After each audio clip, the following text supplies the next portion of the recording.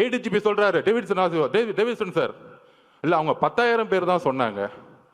இப்ப மதி சார்கிட்ட கேட்டு பாருங்க, நிர்வாகிகள் 10,000 பேர் தான் சொல்ல முடியும் ஒரு கட்சி. மக்கள் எவ்வளவு பேர் வராங்கன்னு தெரியாது. உங்களுக்கு தெரியாது. திருவாரூர்ல எவ்வளவு கூட்டம் வந்துச்சு, நாகப்பட்டினத்துல எவ்வளவு கூட்டம் வந்துச்சு, திருச்சியில எவ்வளவு கூட்டம் வந்துச்சு, அரியலூர்ல எவ்வளவு கூட்டம் வந்துச்சு உங்களுக்கு தெரியாது. தெரியலனா உள்துறை அமைச்சர் ரிசைன் பண்ணிட்டு போங்க. அப்புறம் ஏன் முதலமைச்சரா இருக்கீங்க?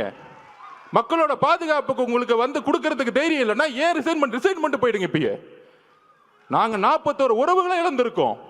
எங்களுக்கு தெரியும் அந்த வழி. எங்களோட குடும்பம் ஒட்டுமொத்த மாவட்ட செயலாளர் மதி மேல தவறுன்னு சொன்னா அப்புறம் எதுக்கு முதலமைச்சர்னு ஒருத்தர் இருக்கீங்க?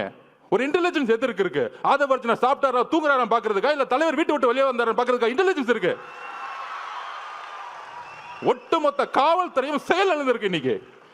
அதுல ஒருத்தர் நமக்கு அட்வைஸ் சொல்றாங்க, கரூர் வந்து மோசமான ஏரியான்னு உங்களுக்கு தெரியாதா? அந்த செந்தில் பாலாஜி வந்து ஒரு ரவுடி பையன் உங்களுக்கு தெரியாதா? 6 மாசம் இருங்கடா. யாரு ரவுடி, யாரு அதிகாரம் படுமோ தெரியும்டா உங்களுக்கு.